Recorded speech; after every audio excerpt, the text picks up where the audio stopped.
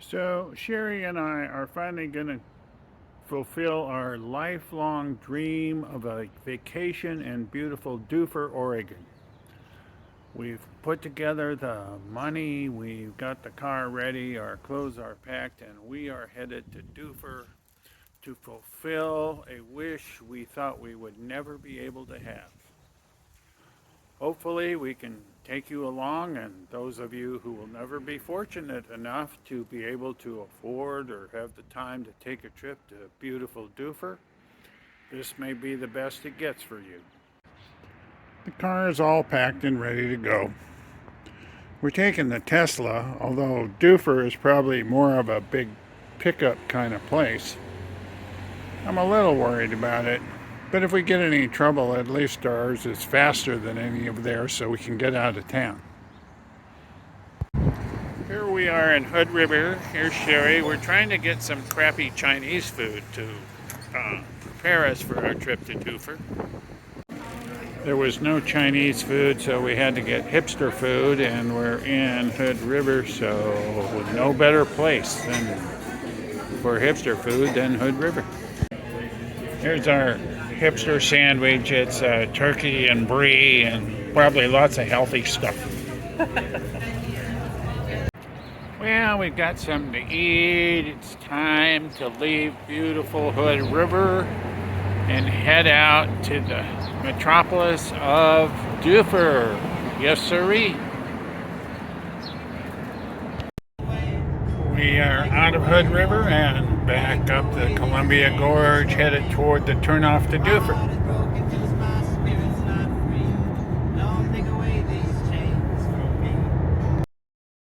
So here we are at the Balch Hotel.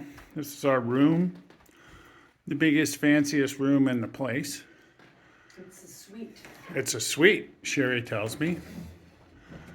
There appears to be no other guests at the Balch Hotel, suggesting this could be the beginning of a cheap horror movie. We have our own room, one of the few. Here we have the normal rooms with the shared bathroom.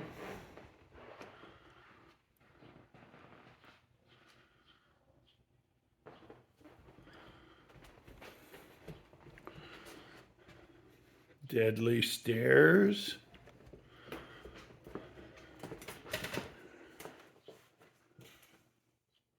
More shared rooms.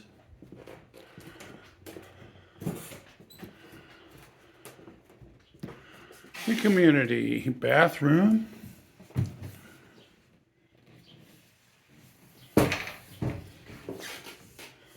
And the best part of any stay, the community tub.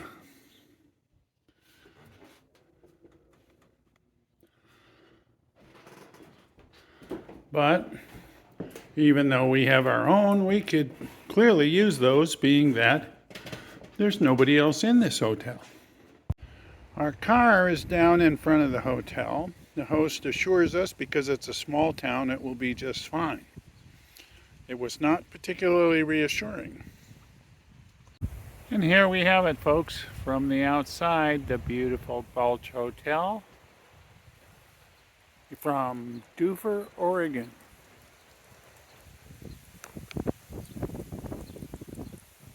So here we'll walk around the grounds a little and see where we can hang out for the next few days.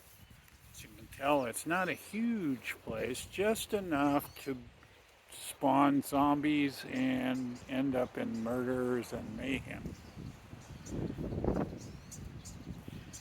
If you never hear from me again, keep this picture. That's the Balch Hotel. And here we are at dinner at the Dufur restaurant.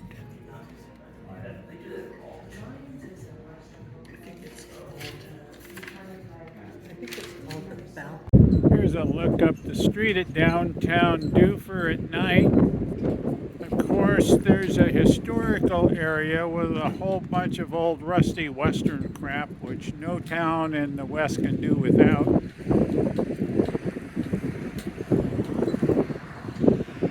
And of course, the quaint little church. There's Sherry. She's heading toward the church. That's where all the citizens go when the vampires come out at night. We gather there and ring the bell. And here we have a bunch more old farming crap. Sherry's reading the sign, hoping it'll contain something of interest, which is probably unlikely. Here we have old-fashioned instruments of torture that they use to keep the farmers working. So when you come to Dufur, you come to get the view of Mount Hood, and there it is. Of course, we can see Mount Hood from Portland, where I live, but that's completely different because that's the other side of Mount Hood. This is the different side.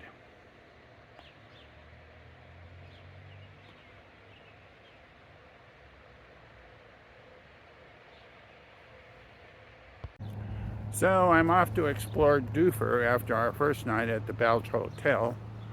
You may or may not want to know how that went, but you're going to find out. The Belch Hotel is like everybody is on their first day at work. They're very eager to please, but everything's just a little off. They said they had a new chef in the dining room, so we decided to eat at the Belch Hotel dining room. We thought when they said a new chef that he was new to them. Actually, it turned out he was new to cooking. The meal that we got was clearly the first meal he had ever cooked. It was absolutely horrible. Then, next morning, I went down for the advertised breakfast. And there was a very kind woman who seemed completely dumbfounded that I was there for breakfast, as if no one had ever done that before. But she managed to throw together a breakfast that I could take up to the room, and it was reasonably good. So it's a creepy place. You go there and it's like they have a beautiful hotel, but have never had any guests. Now I'm walking away from the hotel, going to head out into Dufur. Google Maps tells me I could probably walk every street in Dufur here this morning. But it does look like a nice town. There's some community center coming up, and I'm headed in that direction. Dufur is a very nice baseball field. I think I should move here. I just come out and watch baseball games. Maybe play in some over 70 league.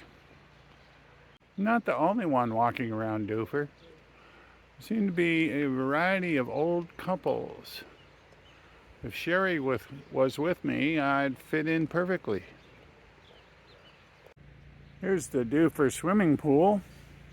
There's a pretty nice park over here. We got a swimming pool, bunch of stuff for kids, and then swing around and you're back at the baseball field.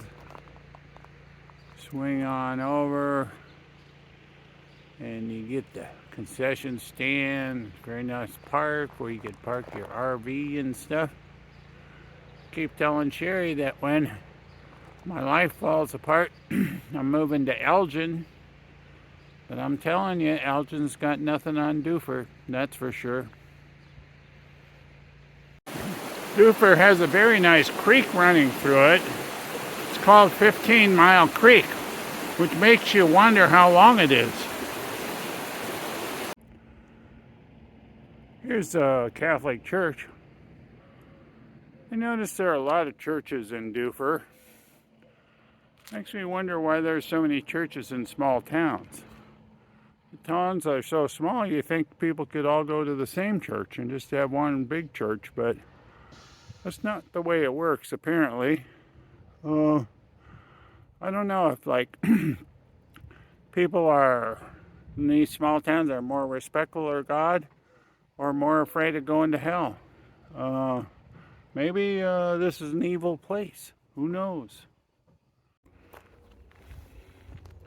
One thing I noticed in Dufur is an awful lot of people have travel trailers and RVs and things like that. You'd think that people who live in the country wouldn't have those as much because they already live in the country. But the thing seems to be that people who live in the country want to go see different country more than people who live in the city.